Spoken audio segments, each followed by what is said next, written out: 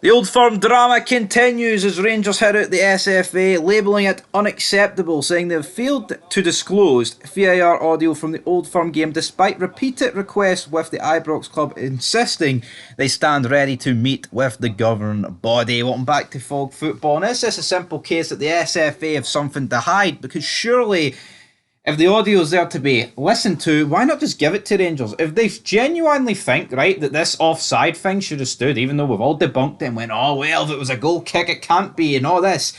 If they've done nothing wrong, right, and if Willie Collum genuinely believes, like he said last night, well, it was a clear and obvious, there was nothing clear and obvious about it, then why can't the audio just be released?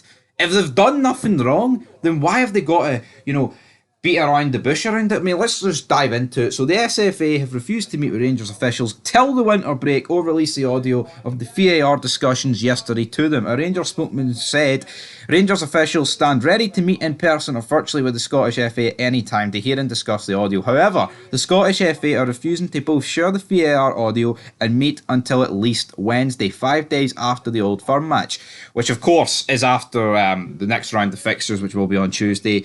And like I said, after the next round of fixtures. This is clearly unacceptable and heightens Rangers' concerns over the lack of transparency for which the need is urgent. End of the wee paragraph there. So, I mean, why can't they just release it now? This is like a time-sensitive issue. Now here, see the decision, right? Whether it was offside, it's an awful decision, right?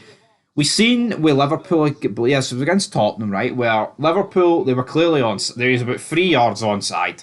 Right? Complete and utter fuck up of a decision down there. And then they released the VAR. I mean, that was horrendous because they're like, oh yeah, we knew it was wrong, but, we didn't want to make the right decision, even though, it's only been 9 seconds since the whistle's been blown. Technically, you can't make it. But, I mean, surely you would rather it be overturned after 9 seconds of the whistle being blown. Now, the audio for that, I think it took a bit of time. I think it took a couple of days. Of course, today is the 31st of December.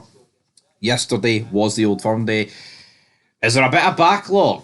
Is it like the Post, where they're off Christmas Day and New Year's, where, you can't get your parcels? Is it like that at the SFA? Or is it just simply they're corrupt, cheating bastards? Because see if this happened to Celtic, and they tried to get the audio, and they went, no, you're not getting the audio till Wednesday. Holy shit, the fucking meltdown would be massive. But for me, you know what? We've had a day of reflection looking at it. As bad as the decision was, Rangers were fucking pants. And Rangers, without that decision, still should have took their chances. Cyril Dessers, he should hang his head in shame. Shite bastard. Todd Cantwell, absolute mince. We could cry here about decisions all we want, but at the end of the day, Rangers have got themselves to blame here. And Rangers are, see the Rangers spokesperson here, Rangers are correct, they want this audio. I'm not denying that, right? But see, at the end of the day, they've let themselves down on the pitch yet again. And you know what? The referee let himself down.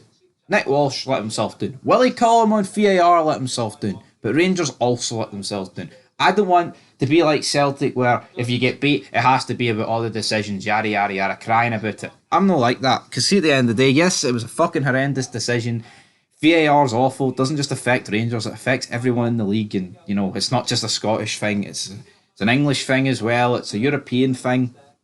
But at the end of the day, Rangers could have turned this around. See that decision there, that penalty? That should have fueled them at half time. Because that's when they might have seen it or whatever and, talked about it. They're not going to be discussing it on the pitch realistically. But they were on the pitch. I mean, Seamuth was calling for a handball. They should have took that anger, swallowed it, and delivered some results, but they didn't. Their arse went. Most of the team's arse went. I mean, look at Cyril Dessers, man. We look at him. This is the guy that was running through one-on-one and his arse collapsed. And yeah, it could have been a penalty, but no, fuck it. Dessers' arse collapsing was that bad. I don't care if Alistair Johnston whipped out a gun and executed him in the back of the skull. For me, it's not a penalty because it's that bad for Cyril Dessers. Man, it's unforgettable. The guy has to go. Dessers has to go. And the SFA have to release the audio, right? And that's it. That's this wrapped up. Rant aside, Rangers are just as pish as the SFA as they were yesterday. So until next time, peace.